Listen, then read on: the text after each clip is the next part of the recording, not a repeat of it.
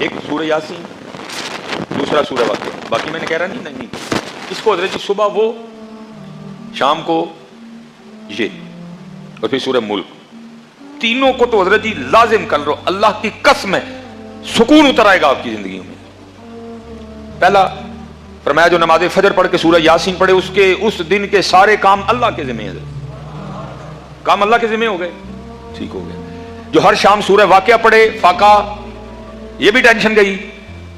اور جو سورہ ملک ہر رات پڑھے گا، اپنا معمول بنائے گا ہر شام ہر رات سونے سے پہلے سورہ ملک،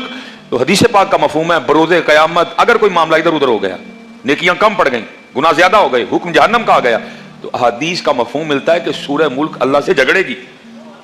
رب کریم یہ مجھ سے پیار کرتا تھا، یہ مجھے روز پڑھتا تھا،